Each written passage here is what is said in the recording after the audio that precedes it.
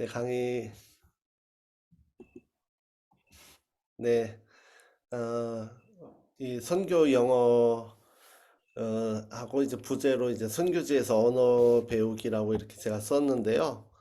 사실은 이제 뭐 제가 영어를, 잘 하고 그런, 이 언어를 잘한다는 것도 이게 되게 상대적인, 기준이라서, 네, 그래서 이제 그런 어떤 선교지에서 언어를 배우고 또 하는 것들을 제 입장에서, 제 주관적인 입장에서 또 어떻게 경험을 했는지를 또 나누면 좋을 것 같아요. 그러면서 제가 사역한 것들, 또 제가 선교지에서 살아온 것들을 이렇게 또 자연스럽게 나누는 시간이 됐으면 합니다. 네. 제가 제 선교지를 소개를 할게요. 요 지도를 보시면은, 네, 여기 있는 이제 파란 바다가 보이시죠? 이 바다가 지중해입니다. 지중해고, 그리고 요 조그만, 어, 이 호수 같은 게 뭐냐면 바로 사해입니다. 사해고, 이 북쪽에 있는 더 조그만 이 호수가 바로 우리가 성경에서 많이 들어서 알고 있는 어, 이제 갈릴리 바다죠. 갈릴리 바다라고도 하고, 어, 유대인들은, 이스라엘 사람들은 긴네렛 바다, 얌 킨네렛이라고도 하는데요. 이제 이것이 이제 이스라엘 지도예요. 이스라엘 지도인데 제가 살고 있는 곳은 어디냐면은 브엘세바입니다. 브엘세바 들어보신 분 있으신가요? 브엘세바. 네, 예, 성경에서 보면은 브엘세바 이야기가 주로 창세기에 많이 나오는데요. 제가 지금 이 줌 강의 뒤에도 보면 배경이 있는데 이게 브엘세바의 그 노을진 그런 것을 이제 제가 이렇게 전경을 이렇게 올려놨습니다. 너무 이쁘죠? 네.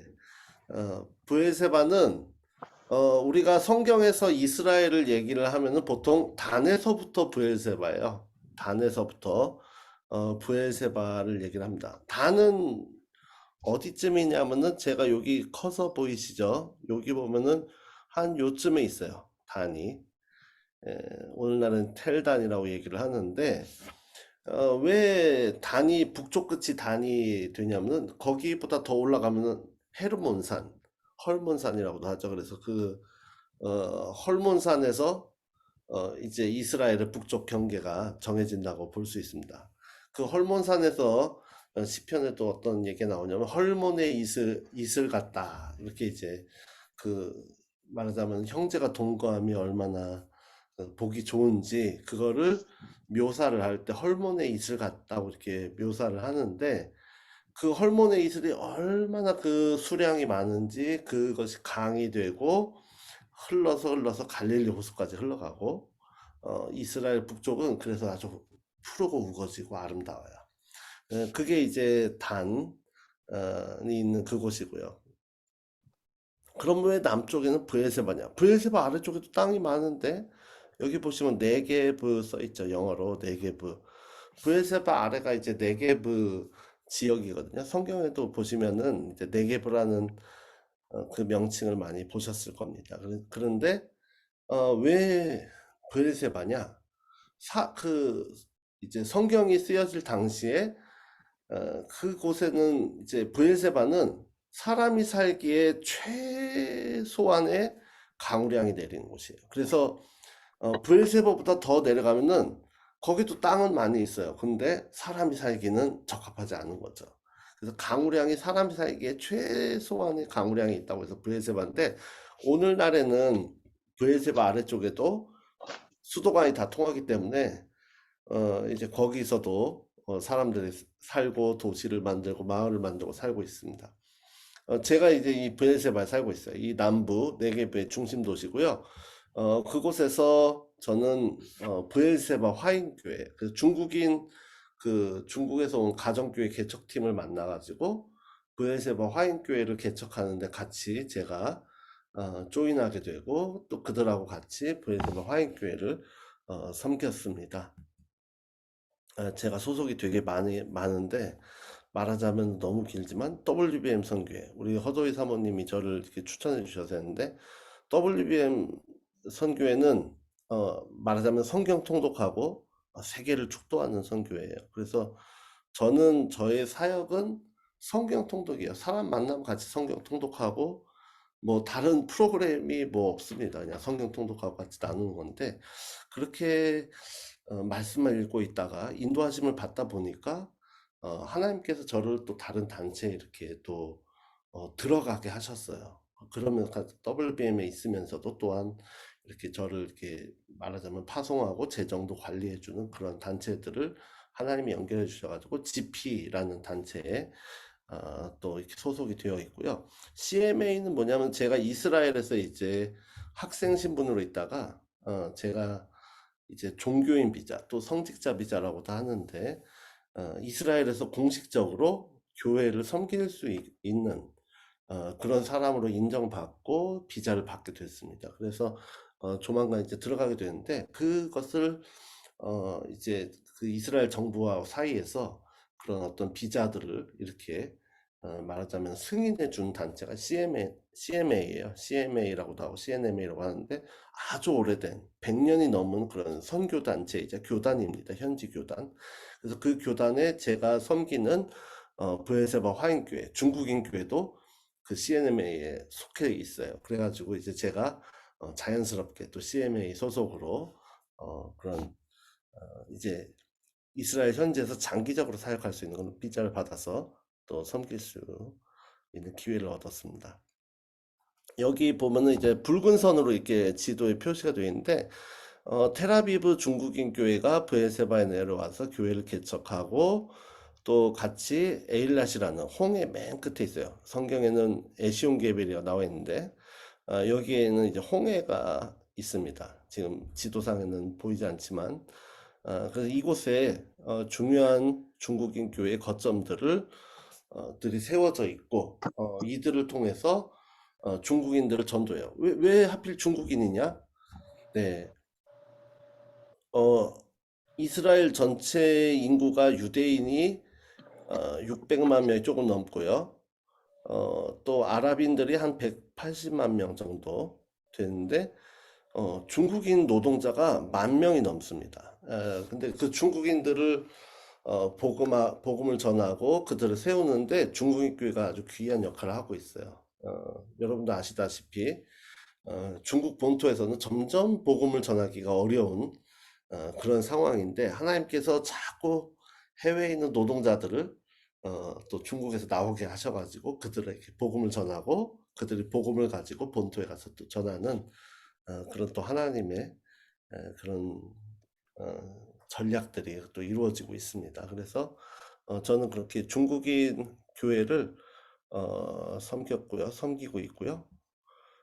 그러면서 이제 성경 통독 사역을 하고 있어요. 성경 통독을 이제 히브리어로 성경을 통독하고 또 영어로 통독을 하고 현지인들하고 같이 통독하고 현지 가정들하고 같이 성경을 같이 읽는 그런 사역을 하고 있습니다. 네, 저희 가족을 잠깐 소개를 하겠습니다. 저희 가족은 제 아내 이한나 선교사하고 저 박예슬아 그리고 저희 아들 큰아들이 온유 둘째가 시온이 그리고 막내가 사라입니다. 네, 이렇게 이제 5가족이 함께 사진 찍은 모습인데요. 첫애가 한 고2 정도, 둘째가 중2, 막내가 초등학교 6학년입니다. 제가 이제 언어에 대해서 이렇게 얘기를 하자면은 이스라엘에서 제가 지금 사역하고 있는 데서는 다양한 언어를 사용하는 환경에 있어요. 어, 이게 제 워치의 그 화면을 지금 공유를 하고 있는데요. 어, 뭐 중국어 아시는 분은 뭐 다 알아보실 겁니다. 알아보실 텐데 무슨 말인지 아, 그냥 대충 뭐 한자를 좀 아시는 분들은 또 알아볼 수도 있을지도 모르겠어요. 근데 다양한 사역자들이 이제 말하자면은 저하고 이제 중국어로 또 이렇게 교류하면서 언어를 쓰는 그런 환경이 있습니다. 제가 중국 교회를 섬기니까요. 그래가지고 중국인 사역자들 또 그 사역자들이 저에게 어떤 정보를 물어보기도 하고 또 제가 그 사람들한테 또 물어보기도 하고 하는 그런 저의 동역자들입니다. 말하자면. 네, 그래서 중국어 또는 중국어, 영어 사용하죠. 하는 사람들 있죠. 여기 맨 왼쪽에 보면은 번체자.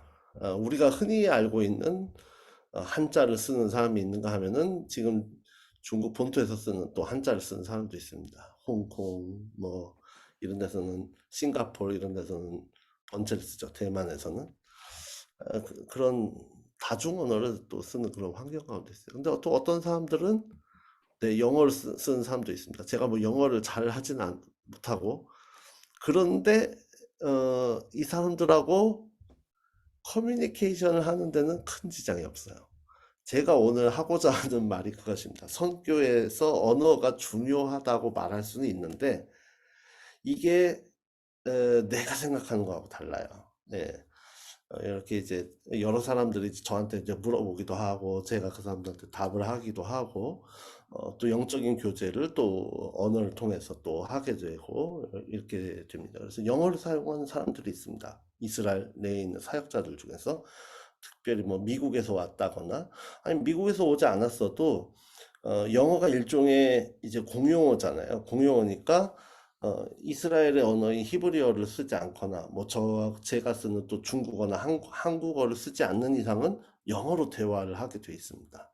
그래서 어떤 사람은 뭐 스페니쉬가 자기의 이제 주 언어지만 네, 저하고 대화할 땐 또 영어를 쓰게 되고요. 그래서 영어가 어떤 이제 다중 언어를 쓰는 환경에서는 이게 그 사이에 이제 다리 같은 역할을 또 하게 되는 거죠. 네. 또 어떤 사람들은 저한테 이렇게 프랑스어로 말을 거는 사람들이 있어요.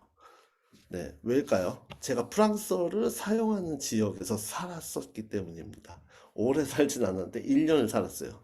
아프리카에, 서아프리카에 이제 부르키나 파소라는 곳인데, 어쨌든 이제 여기 있는 친구들은 영어도 쓸 줄 알고 불어도 쓸 줄 아는 친구인데 제가 어, 불어를 프랑스어를 아직도 알아듣는 줄 알고 이제 저한테 프랑스어로 말 건 그런 친구들도 있습니다. 네, 재밌는 친구도 있죠. 아프리카에는 이제 아프리카의 절반은 또 프랑스어를 사용해요. 아프리카의 이제 동쪽 절반은 영어를 사용하는데 또 서쪽 나머지 절반은 이제 프랑스어를 사용합니다. 자, 그렇다면 이 글자는 좀 굉장히 이게 도대체 무슨 글자야 싶으신 분들 많이 있을 거예요. 이게 바로 히브리어입니다. 히브리어. 성경을 성경을 쓸 때 쓰여 있는 그 히브리어는 아주 좀 멋있는데 일반적인 글자는 이렇게 생겼어요. 그래서 제가 이스라엘에서 만나는 사람들하고는 이렇게 히브리어를 통해서 또 소통을 해야 됩니다. 그래서 히브리어를 또 써야 되죠. 그래서 중요한 거는 어, 자, 제가 쓰는 언어가 한국어, 히브리어, 영어, 중국어, 뭐 프랑스어는 잊어버렸어요. 잊어버렸는데 최소 네 가지 언어를 써야 되는데 자, 이 언어가 자칫하면 영계국어가 됩니다. 네, 내가 이 언어도 아는 게 아니고 저 언어도 아는 게 아니고 이게 그런 상태로 또 느껴질 때가 있어요. 현장에 있는 선교사들이 흔히 느끼는 그런 건데 어쨌든 이제 이런 다양한 언어를 사용하는 환경에 어, 제가 있는 이스라엘이 또 이스라엘에 있더라도 반드시 그런 건 아닌데 제가 하나님께서 그런 환경 가운데 저를 두셨다는 거죠. 그래서 많은 중국인들 또 영어 사용자들 또 히브리어만 쓸 줄 아는 사람들을 이렇게 하나님께서 만나게 하셨습니다. 자, 처음에 자 타문화를 접하면서 겪는 그런 느낌들이 있어요. 여기 있는 사진을 보면 제가 청년 때의 사진입니다. 제가 처음에 중국에 갔을 때. 예, 그때 여기 지금 반에 계시는 허도희 사모님은, 그때도 이제 사모님이셨는데, 저는 이제 그때 청년이었어요, 청년. 이제 결혼하기 전에, 바로 직전에 그런 청년이었는데, 이런 타문화를 접하면서 우리가 느끼는 감정들이 뭐냐면은 뭔가 내가 겪지 못한 그런 낯선 감정들, 또 두려운 감정들, 막 그런 게 있잖아요. 근데 저는 참 하나님한테 너무 감사한 게 뭐냐면은 처음에 이런 문화들을 접하면서 나와 다른 사람, 나와 다르게 생긴 사람들이잖아. 여기 가운데 있는 사람들 보면 중국의 이제 신장의 위구르족들입니다. 제가 처음에 갔을 때는 중국 사람들은 우리랑 좀 비슷한데 약간 꾀죄죄하고 약간 발육이 우리보다 약간 떨어지고 좀 뭐 위생관념이 약간 떨어지지만은 막 비슷하게 생겼다 이런 느낌이 있었는데 서쪽으로 가보니까 전혀 나하고 다르고 전혀 다른 문화들을 가진 사람들이 있는 거예요. 너무 신기하고 재밌었어요. 근데 그런 타문화들 또는 우리와 같은 유사 문화를 접하면서 나하고 다른 것들이 자꾸 보이면은 이제 이질감을 느끼는 거죠. 거기서 생기는 스트레스, 막 이런 게 있는데 저는 감사하게도 나와 다른 사람들, 또 내가 살던 곳과 다른 곳에 사는 것이 너무 재미있는 거예요. 너무 재밌고, 즐겁고, 여기 이제 이 왼쪽에 있는 게 이제 제 아내의 모습인데, 예, 요런 같이 이제 타문화를 이렇게 접하고 경험하고 중국에 있는 사람들. 중국은 우리나라하고 문화적으로는 가깝지만 다른 점이 있습니다. 다른 점이 뭐냐면은 우리는 단일 민족으로 구성된 문화잖아요. 근데 중국은 가보니까 별별별별 사람들이 다 있는 거야. 우리랑 같은 민족인 조선족도 있고, 근데 또 중국의 주류 민족이 한족이 있고, 또 그런 주류 민족이 못된 소수 민족들이 여러 민족들이 있어요. 심지어 이 신장에 있는 위구르족들 전혀 중국인들하고 생김새가 다르고 터키 민족하고 이제 가까운 사람들인데 이런 사람들도 또 만나게 되고 보게 되고 완전히 다른 문화를 경험하면서 그게 이제 저에게는 굉장히 그런 다른 문화와 다른 언어가 이게 막 버거운 짐으로 여겨지는 게 아니라 재미있는 나하고 다른 것을 경험하는 것에 대한 그런 즐거움을 하나님께서 주셨어요. 네. 그래서 내가 살던 곳과 다른 곳에 산다는 것, 그리고 나와 다른 사람들을 알아간다는 것, 그리고 나와 다른 문화와 다른 언어를 듣고 이해를 한다는 것. 단일 문화권의 단일 민족 안에 살았던 어, 30년 가까이 살았던 삶에서 처음 그렇게 이런 어떤 다양한 문화와 다양한 민족을 또 다양한 언어를 접하면서 그것이 이렇게 스트레스로 다가오는 게 아니라 압박감으로 다가오는 게 아니라 저한테 즐거움으로 다가왔던 거 너무 감사한 일이죠. 어, 근데 처음 타 문화를 접했던 또 다른 언어를 접했던 경험이 저에게는 그런 느낌이었습니다. 자, 첫 언어가 알다시피 제가 처음 중국에 갔으니까 중국어를 배웠어요. 중국어. 중국어를 여기서 하시는 분도 계시겠지만은 중국어를 뭐 제가 아주 뭐 막 파고 들어가지고 뭐 통역을 능통하게 한다든가 아니면은 뭐 어, 이 언어를 가지고서 뭐 제가 학위를 딴다든가 이제 그런 쪽으로 저는 언어를 배우지는 않았습니다. 사실은 어떻게 보면은 자질은 있었는데 계속 배우지를 못했어요. 학비를 낼 돈도 뭐 처음에는 그게 충분하지 않아서도 그랬고 비자가 다른 방법으로도 잘 나오니까 학교를 굳이 다니지 않고도 이렇게 중국에서 살기에는 불편함이 없는 그런 정도였기 때문에 이제 중국어를 어, 이렇게 배우지는 않았었죠. 많이 배우지는 않았었어요. 그렇지만은 뭐 언어를 잘 써가지고 뭐 어떤 사람 같은 경우는 중국인하고 한참 대화를 하는데 한 시간을 대화했어요. 근데 한 시간 대화하고서 내가 한국인이라니까 깜짝 놀라는 거야, 그 사람이. 예.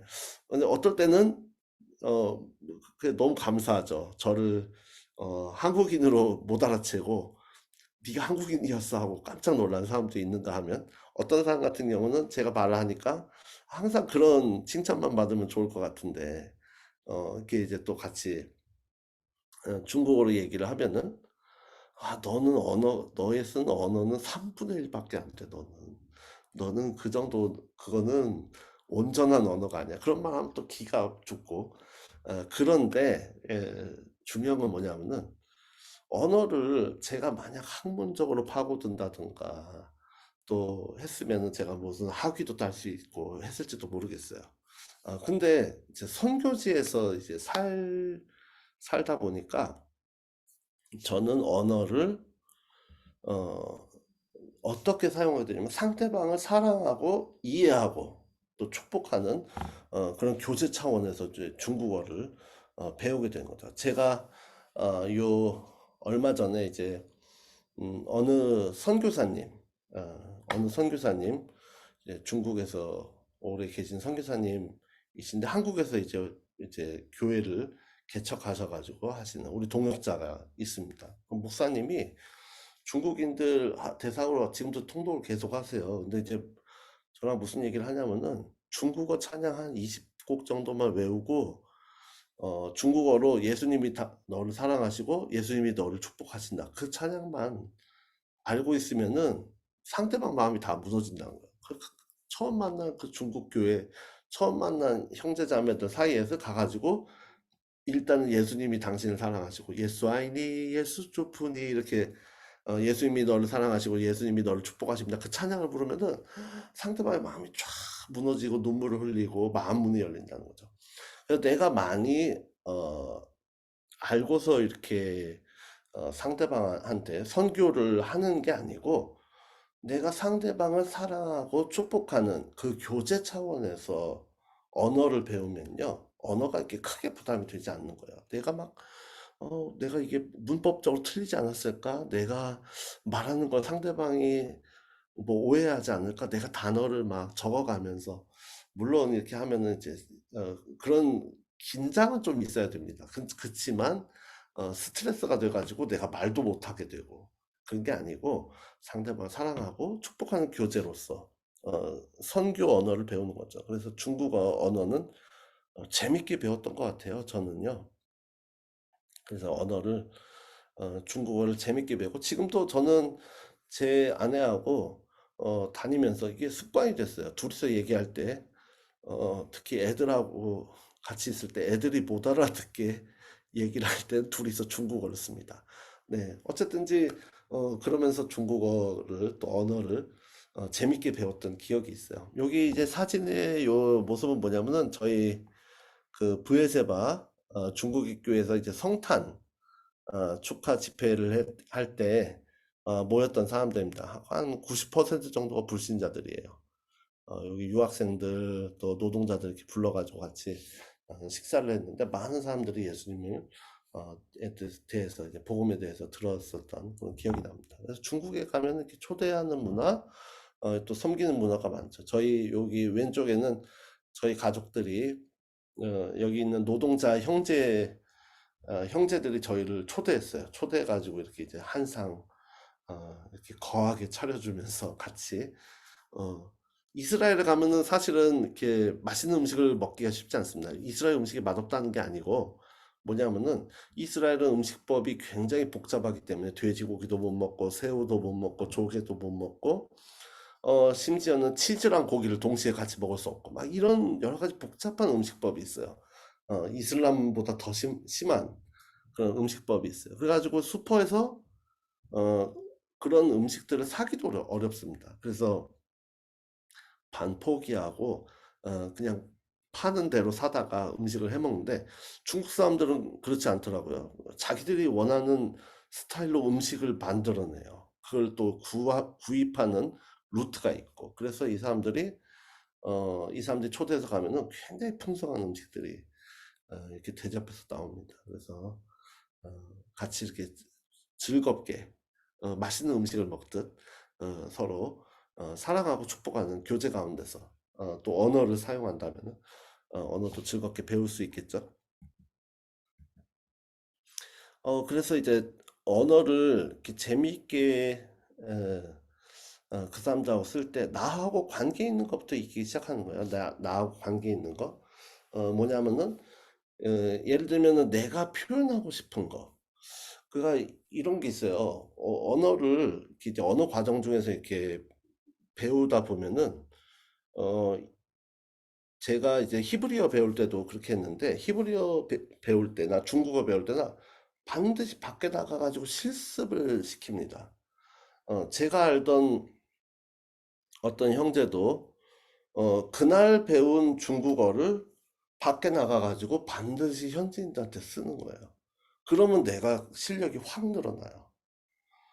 여기서 나와 관계 있는 건 뭐냐면은 내가 관심사가 있고 내가 당장 사용해야 돼요.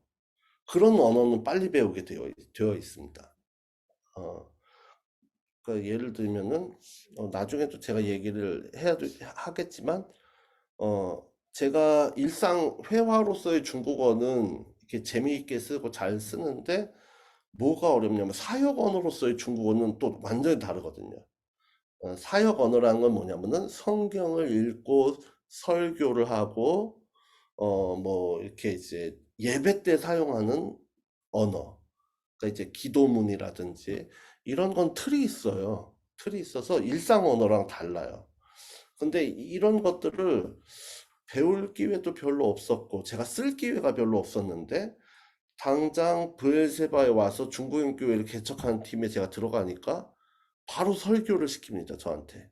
그러니까 압박감이 느껴지죠. 음, 중국어로 내가 설교를 해야 되는데 이게 도대체 내 말을 알아들을 수는 있을까? 하는 그런 압박감. 당장 써야 된다는 가벼운 압박감이 필요해요. 너무 무거운 압박감은 나로 하여금 스트레스를 주지만 살짝 살짝 이게 내가 언어를 써야 된다는 그런 압박감을 받는 것은 좋은 압박감입니다. 그래서 나와 관계 있는 것들을 표현하는 거. 예를 들어서 내가 식당을 많이 간다. 그래서 저는 처음에 중국 갈 때 식당 중국어를 많이 배웠어요.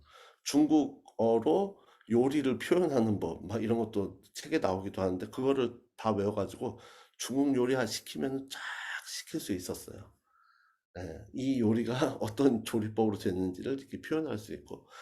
근데 이제 나와 관계 있는 거, 내가 관심 있고 내가 설명하고 싶은 것들을 익히기 시작하는 거죠.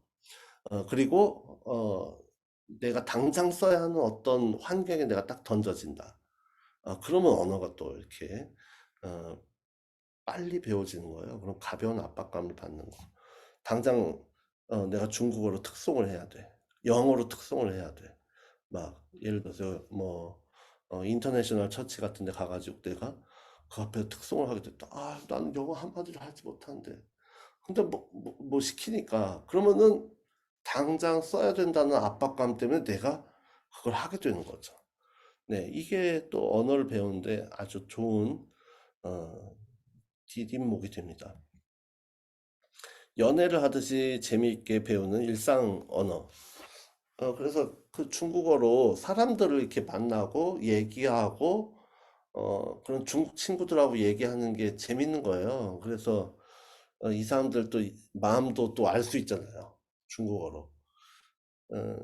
그러니까 이제 그 어떤 단기팀이 이렇게 왔는데 단기팀이 오기 전에 그 단기팀에 그 교회 담임 목사님이 같이 오셨어요. 오셨는데 오시기 전에 제가 한국에 있을 때 그 목사님을 찾아가서 만났는데 저보고 중국어를 어느 정도 하냐요. 그래서 근데 사실 저보다 중국어를 잘하는 사람들이 많이 보이는 거예요. 제 눈에는. 그래서 그 사실이기도 하고 왜냐면 막 뭐 날고 기는 사람들이 많으니까 막 통역도 막 줄줄줄줄 하고 막 그런 사람들도 많고 하니까 내가 아유, 그런 기준에서는 난 중급 정도밖에 안 된다. 그래서 저 중급 정도 합니다. 딱 하니까 그 목사님이 선교사가 그 언어를 그 정도밖에 하면 어떡하냐고 하면서 언어를 이렇게 좀 더 공부를 해야지 막 이런 얘기를 하시는 거예요. 근데 나중에 그 팀을 데리고서 오셨어요. 근데 이제 제가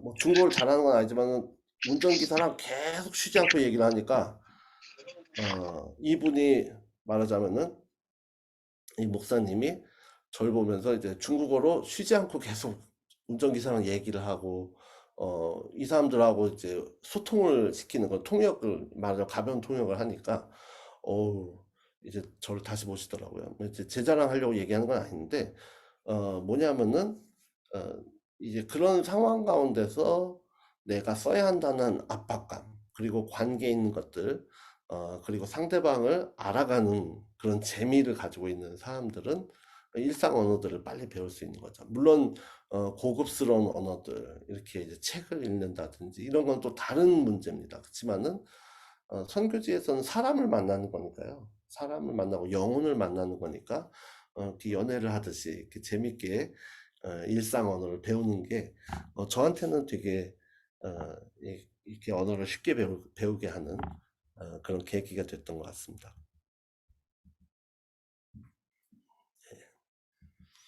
자, 두 번째 언어는, 제가 배운 두 번째 언어는 영어였어요. 선교지에서 배운 두 번째 언어는 영어인데, 영어는 정말 통독하면서 배웠습니다.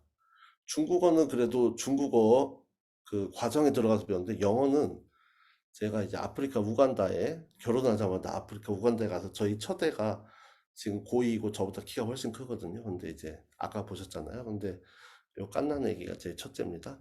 예. 그리고 여기 사진에 보면은 제가 이제 우간다 있을 때 저희 전체 디렉터 같은 역할을 하시는 목사님 부부가 계시고요. 그 부지에 제자 훈련을 하고 계셨어요. 근데 이제 제자 훈련을 이분이 이제 말하자면 전체 디렉터 역할을 하시는 목사님하고 사모님, 선교사님이 이제 교회 개척에 이제 집중을 하고 교회를 이렇게 하는데 이제 집중을 하셔야 되니까 이제 제자 훈련을 저에게 맡기셨습니다. 그래가지고 이제 그때 만났던 제자들하고 이 사람들하고는 하루에 이제 영어로 성경을 6시간씩 읽고 그 다음에 성경을 다 통독을 하고 나면은 이제 뭐 축구도 한번 하고, 이 사람들끼리 가만 놔두면 저녁에 알아서 자기들이 부흥회를 해요. 완전히 얼마나 아프리카 사람들 뜨겁게 하는지. 그런데 그 영어를 처음 배울 때 제가 이 사람들을 그 제자 훈련을 할 수 있는 실력이 전혀 아니었거든요. 근데 아까 전에도 제가 이제 말씀드렸지만, 어, 제가 압박감을 느끼니까, 가벼운 압박감, 거룩한 부담감, 뭐, 그렇게 표현할 수도 있어요. 그 영혼들하고 직접 내가 부딪혀야 되니까, 내가 거기서부터 이제 언어를 이제 배울 수 있게 되는 거죠. 그때 이 제자 훈련생들, 을 하고 영어 성경 통독을 하면서 제자 훈련시키는 그 과정을 하고 이 사람들을 이제 신학교에 보내는데요. 여기서 또 저랑 같이 찍은 이 친구 부부도 이제 제 제자입니다. 저랑 동갑인데 애기도 동갑이에요. 근데 이 친구 같은 경우도 이제 주 언어가 영어가 아니었어요.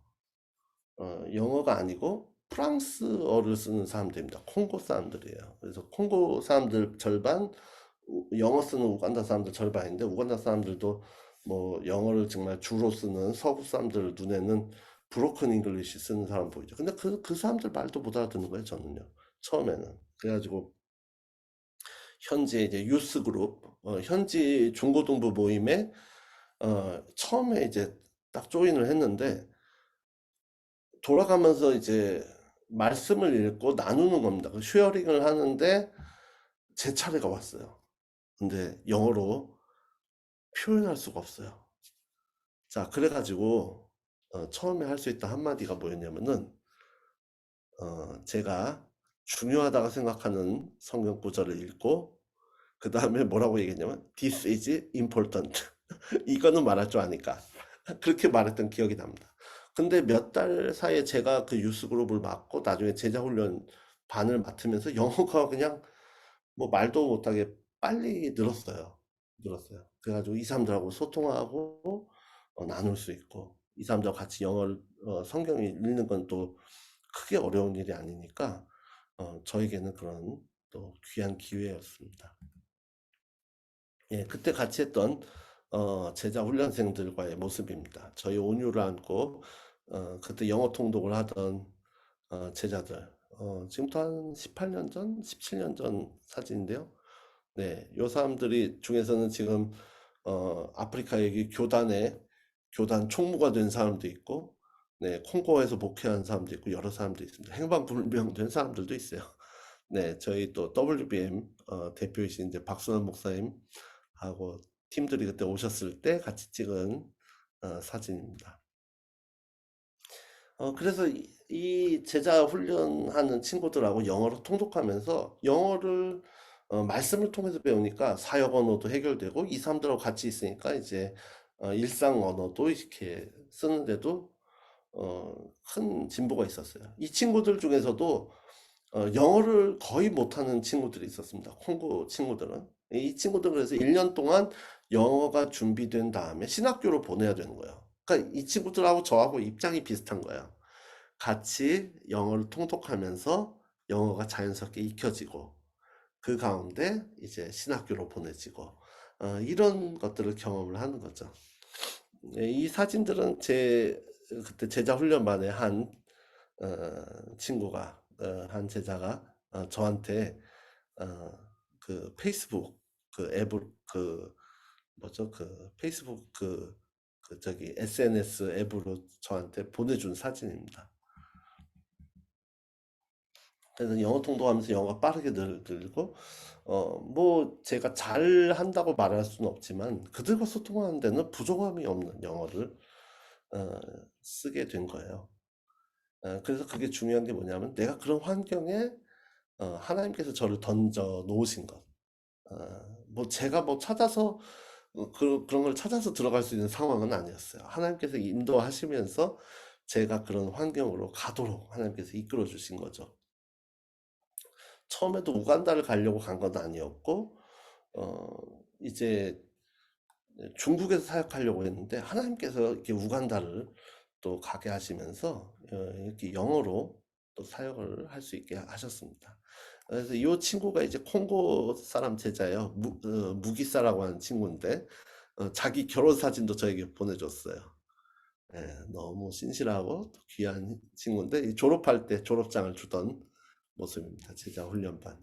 그 친구가 다 보내줬어요. 저는 그 사진을 다 잃어버렸는데 그래서 이렇게 내가 언어를 쓰는 이유도 선교적인 관점에서는 그 언어를 통해서 그 사람하고 그 사람의 영혼과 소통하고 생명이 생명을 낳는 그런 것들을 내가 초점으로 한다면은 뭐 언어가 물론 스트레스 받을 수 있겠죠. 그렇지만은 그것이 어려움으로 느껴지지 않을 수 있는 거예요. 네, 그래서 선교적으로 내가 언어를 쓴다면은 저는 그렇게 말하고 싶습니다. 잘하려 하지 말고 소통하기에 중점을 맞춰라. 네, 듣고 상대의 말에 내가 반응하다 보면 어느덧 알아듣고 있는 나 자신을 발견합니다. 제가 아프리카 영어에만 익숙하다가 이스라엘 오니까 유럽 사람들하고 또 많이 만나게 돼요. 영어를 원어민으로 쓰는 사람들. 그러면서 그 사람들하고 말을 하는 게 너무 어려운데 자꾸 저한테 말을 걸어주다 보니까 어느덧 알아듣고 있는 저 자신을 또 발견하게 됩니다. 그래서 언어와 문화에 대한 그런 흥미가 필요한 거죠. 네, 여기는 저희 동역자들이 이렇게 이제 중국 문화 활동을 하는 모습입니다. 네. 선교지에서 또 다양한 사람들을 만나요. 그래서 제 발음은 아직도 많이 교정을 해야 되는 발음입니다. 그렇지만 소통이 됩니다. 왜냐? 저하고 함께하는 친구들도 그렇게 발음이 좋지 않거든요. 인도 사람, 아프리카 사람, 물론 원어민, 저희 서구 사람들도 있죠. 근데 중요한 건 뭐냐면은 그 사람들하고 내가 소통을 하려고 한다는 그런 의지, 그게 중요한 것 같아요. 세 번째 언어는 프랑스어를 배웠는데 제가 서아프리카에 있으면서 기억에서 빠르게 사라졌습니다. 네, 서아프리카에 있을 때 모습인데 언어는 사용하지 않으면 빠르게 잊혀집니다. 프랑스어를 쓰다가 이스라엘로 이제 저희가 말라리아를 걸리면서 어, 이스라엘로 선교지가 옮겨지게 됐는데 히브리어를 배우니까 그냥 프랑스어가 금방 잊혀져 버렸어요. 그래서 언어는 이렇게 이제 내가 쓰면서 그것들이 유지가 된다는 거. 네, 네 번째 언어는 네, 히브리어입니다. 히브리어가 이제 가장 어려운 언어였어요. 제가 물론 어, 제 나이가 들어서 배워서 또 어렵게 느껴질 수도 있지만 객관적으로도 어려운 언어입니다. 많은 수많은 변화가 있고, 하지만 또 재밌어요. 배우다 보면은. 여기 이제 제가 히브리어 배울 때 같은 반이었던 친구들 하고 같이 찍은 선생님하고 같이 찍은 사진도 있고요. 저희 아이들이 마라톤 참여할 때 찍은 사진 또 이스라엘 그 대학교에서 이렇게 같이 통독하는 다른 선교사님들과 같이 통독하는 히브리어로 신약을 읽는 모임 할 때의 모습 뭐 이런 사진들을 올려놨습니다. 히브리어는 이제 세머라고 하는데 아랍어나 뭐 이런 이디오피아 언어랑 같은 세머의 한 가지인데 다른 언어랑 좀 구조가 달라요. 그래서 이제 글을 쓰는 방향이 다르게 되어 있고요. 근데 구약 성경을 기록할 때 쓰여진 언어입니다. 그래서 이 히브리어를 배우는 게 또 저에게는 성경을 알아가는 또 기쁨을 주더라고요. 네, 아주 감사하죠.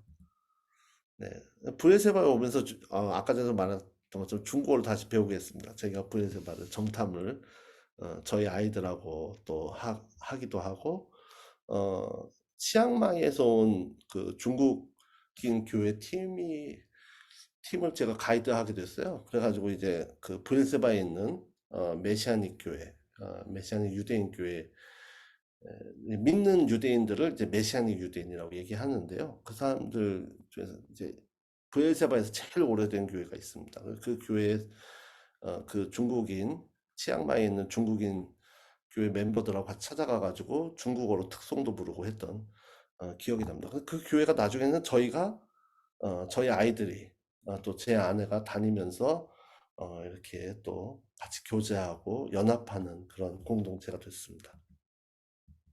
브엘세바 가족 정탐하고 하게 되고 저희가 브엘세바로 예루살렘에 살다가 이제 브엘세바로 옮기면서 중국인 사역에 또 저희가 함께 하게 되면서 다양한 언어와 사역이 시작되게 됐습니다. 그래서 왼쪽에 위에 있는 부분은 뭐냐면 제가 중국인 노동자들한테 히브리어를 가르치는 모습입니다. 또 이 사람들이 이제 병원에 갈 때 제가 통역해주는 그런 역할도 했고요. 노동자들에게 초대를 받기도 하고 또 가운데 있는 사진은 노동자들에게 코로나 기간 동안에 어떻게 그 사람들한테 접근할 수 있을까 해가지고 이제 성탄 선물을 준비한 모습입니다.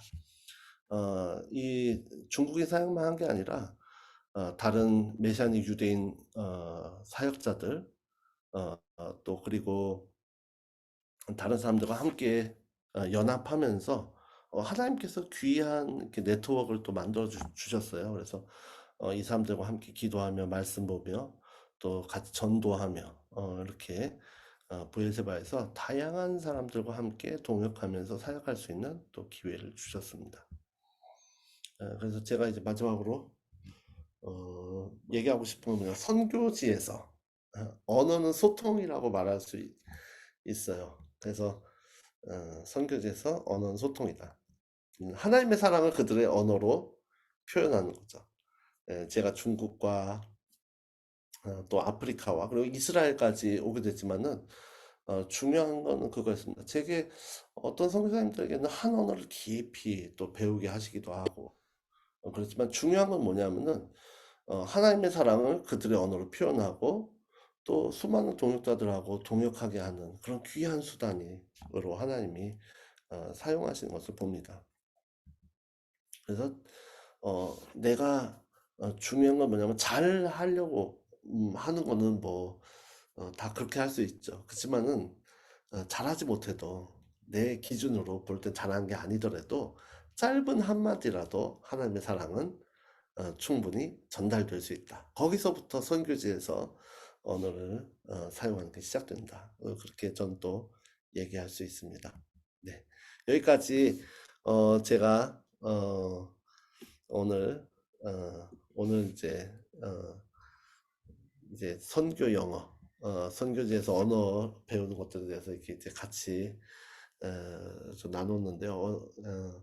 혹시 이렇게 저희 또 강의 또 저의 이런 어떤 나눔을 들으면서 혹시 궁금한 거 있으시면은 질문해 주셔도 감사하겠습니다.